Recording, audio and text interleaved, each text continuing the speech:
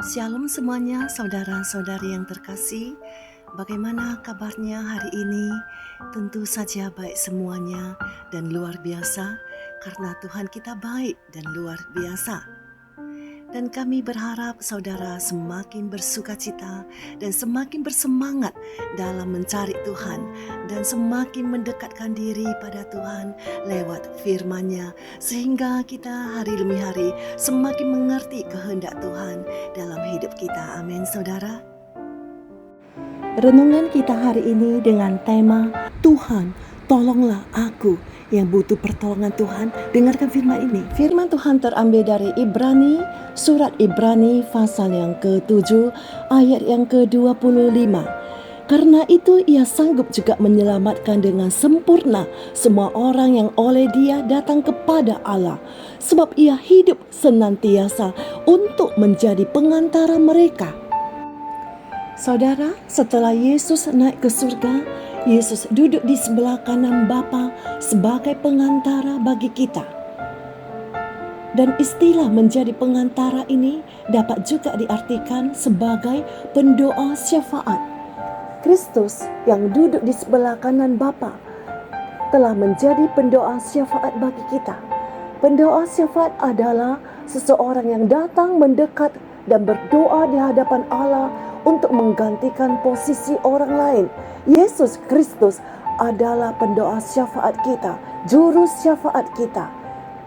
Demikianlah Ibrani pasal yang ke-7 ayat yang ke-25. Di dalam terjemahan lama dikatakan, oleh sebab itulah ia berkuasa juga menyelamatkan dengan sempurnanya segala orang yang menghampiri Allah, oleh sebab Dia sedangkan ia hidup senantiasa memohonkan syafaat karena mereka itu. Jadi kata pengantara ini di dalam terjemahan lama disebutkan memohonkan syafaat. Begitu juga kalau kita membaca 1 Yohanes 2 ayat yang pertama. 1 Yohanes pasal yang kedua ayat yang pertama, anak-anakku, hal-hal ini kutuliskan kepada kamu, supaya kamu jangan berbuat dosa. Namun, jika seorang berbuat dosa, kita mempunyai seorang pengantara pada Bapa, yaitu Yesus Kristus yang adil. Dan di dalam terjemahan lama dikatakan, hai anak-anakku, inilah kusuratkan kepadamu supaya jangan kamu berbuat dosa. Dan jikalau barang seorang berbuat dosa, maka kita ada seorang juru syafaat kepada Bapa, yaitu Yesus Kristus yang benar itu. Jadi perkataan pengantara ini di dalam terjemahan lama disebutkan juru syafaat. Itu sebabnya saudara harus ketahui satu hal, Yesus Kristus naik ke surga untuk menjadi seorang pengantara, menjadi juru syafaat bagi kita. Yesus menjadi pengantara kita dengan Bapa. Melalui Yesus, doa-doa kita sampai kepada Bapa. Itu sebabnya setiap doa kita selalu diakhiri dengan nama Yesus. Di dalam nama Yesus Kristus kami berdoa. Kenapa? Karena Yesus adalah pengantara kita dengan Bapa, sehingga doa-doa yang kita naikkan melalui nama Yesus, maka doa kita sampai kepada Bapa. Gak ada pribadi lain yang mampu melakukan hal ini selain Yesus. Sebab hanya Yesuslah yang menjadi pengantara antara kita dengan Bapa. Hanya melalui nama Yesus doa-doa kita sampai kepada Bapa. Namun Yesus tidak hanya menjadi pengantara kita dengan Bapa, tidak hanya menjadi pengantara untuk membawa doa-doa kita kepada Bapa, tetapi Yesus sendiri juga menjadi juru syafaat bagi kita. Yesus sendiri juga mendoakan kita. Saudaraku yang terkasih, jika kita membaca kisah Yesus berjalan di atas air, maka di sana kita bisa melihat bagaimana Yesus bersyafaat untuk murid-muridnya. Kita melihat itu di dalam Injil Matius pasal 14 ayat yang ke-23. Dan setelah orang banyak itu disuruhnya pulang, Yesus naik ke atas bukit untuk berdoa seorang diri. Ketika hari sudah malam, ia sendirian di situ. Saudara, Yesus naik ke atas bukit untuk apa? Dikatakan Yesus naik ke atas bukit untuk berdoa. Tetapi sekarang Yesus bukan naik ke atas bukit. Yesus naik ke surga. Untuk apa? Untuk berdoa, untuk menjadi pendoa syafaat bagi saudara dan saya. Di dalam kisah ini Yesus menyuruh murid-muridnya mendahului dia, menyeberang ke seberang. Kemudian Yesus sendiri, dia naik ke atas bukit untuk berdoa, untuk bersyafaat bagi mereka. Saudara yang terkasih, hari ini juga ada satu ministry dari Yesus yang tersisa. Setelah Yesus sudah menyelesaikan semua misinya di bumi, mati dan bangkit untuk kita, masih ada satu lagi ministry yang sampai hari ini masih Tuhan lakukan. Bahkan akan dia lakukan sampai ia datang kembali. Ministry apakah itu? Yaitu sebuah pelayanan untuk mendoakan kita. Yesus senantiasa bersyafaat bagi kita. Itulah pelayanan yang Yesus lakukan saat ini. Saat ia duduk di sebelah kanan Bapa, ia senantiasa berdoa bagi kita. Ia berdoa bagi kita di hadapan Bapa. Yesus senantiasa berdoa bagi kita di surga. Langsung di hadirat Bapa, ia berdoa. Di surga kita punya dewan perwakilan.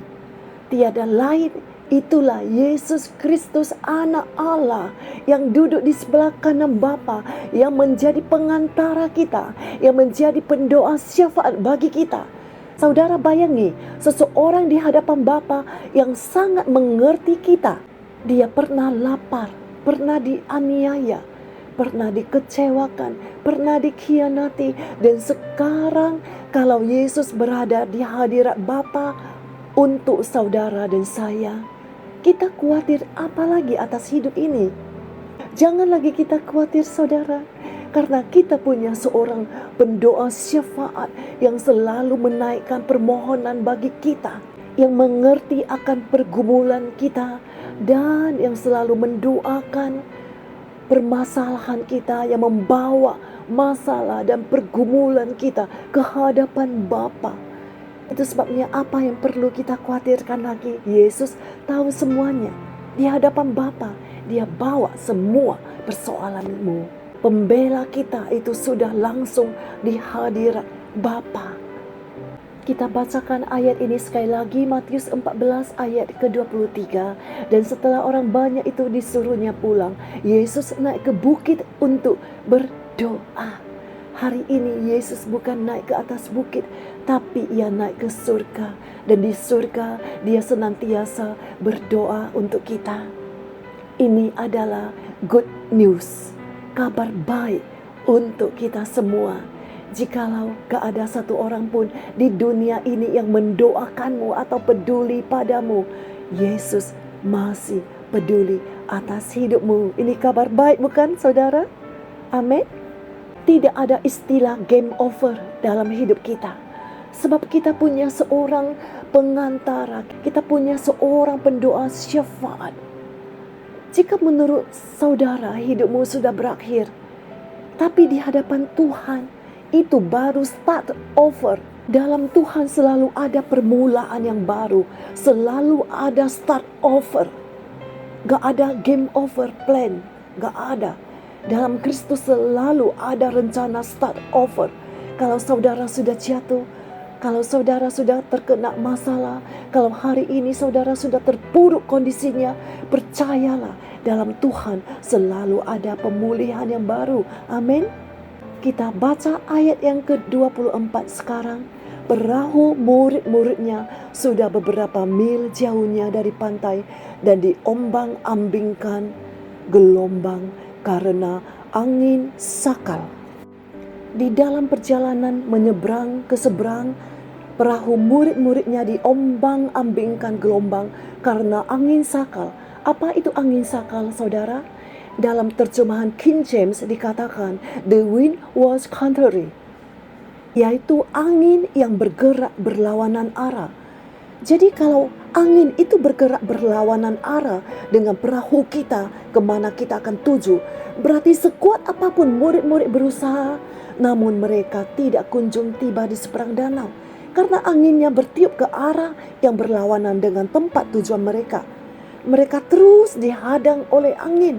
Saudara, apapun angin sakal yang sedang engkau hadapi hari ini, badai apapun, persoalan apapun, permasalahan apapun, menghadang engkau dengan arah yang berlawanan.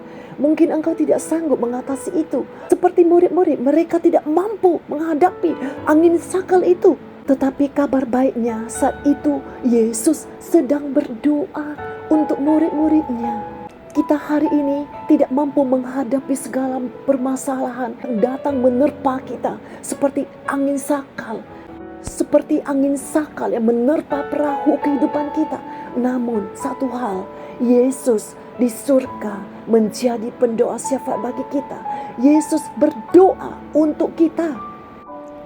Yesus saat itu sedang berdoa di atas bukit untuk murid-muridnya. Dan ia tahu apa yang sedang dihadapi muridnya.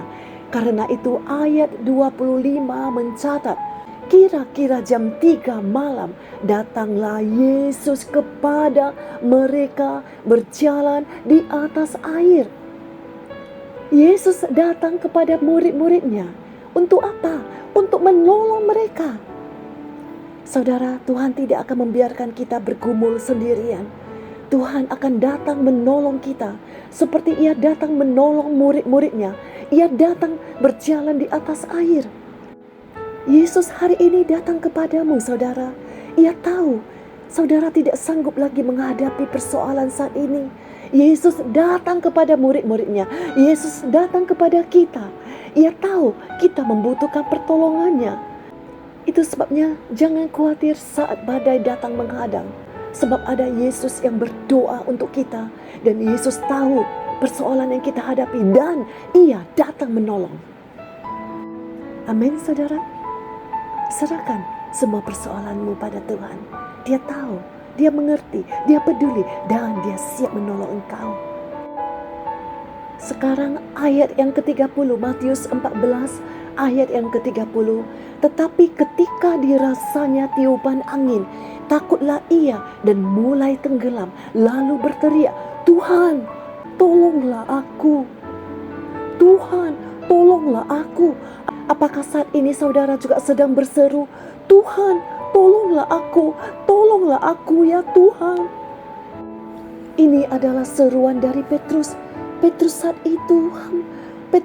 itu ketika dia merasakan tiupan angin, ia mulai tenggelam. Di saat mata kita mulai melihat air yang begitu banyak, masalah begitu banyak, secara manusia mungkin itu bisa membuat kita takut. Tetapi hari ini firman ini mendorong kita untuk tetap fokus pada Yesus, pertolongan kita. Fokus pada Yesus yang selalu siap menolong kita. Itu sebabnya Petrus berseru, Tuhan, tolonglah aku, tolonglah aku. Saudara, ketika kita berteriak, Tuhan, tolonglah aku, apakah Tuhan akan berdiam diri dan membiarkan kita? Apakah dia tidak mau tahu saat kita membutuhkan pertolongannya? Seringkali kita berpikir, Tuhan, di manakah engkau? Mengapa engkau tidak menolong aku? Firman Tuhan hari ini mengatakan pada saudara, ia selalu siap untuk menolong engkau. Ia selalu siap menolong, ia selalu siap untuk menolong engkau kapanpun dan dimanapun. Sebab hanya selang satu ayat saja. Di ayat yang ke-30, Petrus berseru, Tuhan tolonglah aku. Langsung ayat yang ke-31 dikatakan, segera Yesus mengulurkan tangannya. Segera. Yesus tidak mengulurkan waktu, tetapi segera dikatakan ayat yang ke-31. Segera Yesus mengulurkan tangannya, memegang dia. Yesus langsung menolong Petrus memegang tangannya, dan mengangkat dia kembali naik dari air yang berusaha menenggelamkannya. Petrus tidak tenggelam. Kita tidak akan pernah ditenggelamkan oleh badai. Kita tidak akan pernah ditenggelamkan oleh air permasalahan. Kita tidak akan pernah ditenggelamkan oleh badai dan persoalan, permasalahan, sakit, penyakit, tantangan, rintangan. Tidak akan pernah menenggelamkan kita. Kenapa? Karena ada Yesus yang siap menolong kita. Karena ada tangan Yesus yang selalu siap memegang tangan kita. Karena ada tangan Yesus yang selalu siap diulurkan untuk menolong saudara dan saya. Jika hari ini saudara membutuhkan pertolongan, maka datanglah pada Yesus. Berserulah kepadanya, sebab kita mempunyai sebuah tempat untuk mendapatkan pertolongan. Tempat apakah itu, saudara? Ibrani 4 ayat 16 mencatat, sebab itu marilah kita dengan penuh keberanian menghampiri tata kasih karunia. Itulah tempat itu. Tata kasih karunia. Di dalam terjemahan Alkitab yang terbuka dikatakan tata anugerah. Di tempat itulah, di tata anugerah ini, di tata kasih karunia ini, kita akan selalu mendapatkan pertolongan. Kita lanjutkan ayat ini supaya kita menerima rahmat dan menemukan kasih karunia untuk mendapat pertolongan kita pada waktunya. Jadi ayat ini mengatakan pada kita kalau sesungguhnya kita memiliki tempat untuk mendapatkan pertolongan. Dan tempat itu adalah tata kasih karunia Tuhan. Kapan saja kita boleh datang ke tempat itu. Karena Yesus sudah merintis jalan masuk untuk ke sana. Dan kita diundang untuk masuk kapanpun kita mau. Kita bisa datang ke sana. Di sana ada jaminan kita pasti ditolong. Artinya kapanpun kita butuh pertolongan, kita ada di tempat itu. Pertolongan selalu ready untuk diberikan bagi kita. Pada saat saudara membutuhkan pertolongan, Tuhan siap memberikan pertolongan itu. Saudara, kapan terakhir kali saudara menghadap tata kasih karunia Tuhan? Hari ini Tuhan mengundang kita untuk datang ke sana. Kapan saja saudara butuh, saudara bisa datang menghampiri Dia. Marilah kita datang menghampiri Dia dengan penuh keberanian. Sebab di sana ada seorang pribadi yang sudah menunggu dan menyambut kita di tata kasih karunia itu. Dialah Tuhan Yesus Kristus yang sudah mati untuk menebus dosa kita, yang sudah bangkit bagi kita, dan yang juga sudah naik ke surga untuk kita. Jangan lagi tunda waktumu. Datang ke tata kasih karunia itu, datang ke tata anugerah, dan memohon pertolongan kepadanya, dan pastikan Ia akan memberikannya. Sebab di tempat itulah ada jaminan pertolongan. Biarlah kita datang kepadanya dan kita berseru, Tuhan, tolonglah aku. Tuhan, tolonglah aku.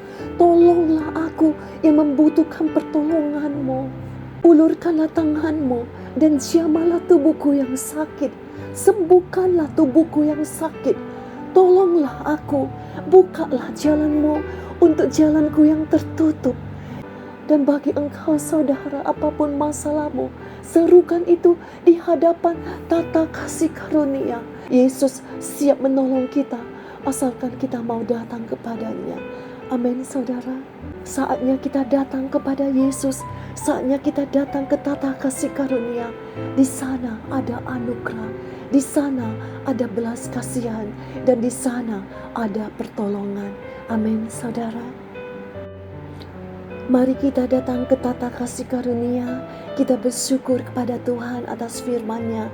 Dan kita juga memohon, Tuhan, sekali lagi kami berdoa, biarlah kami selalu ingat kepada Tuhan untuk datang ke tata kasih karunia, membangun sebuah hubungan dengan Tuhan.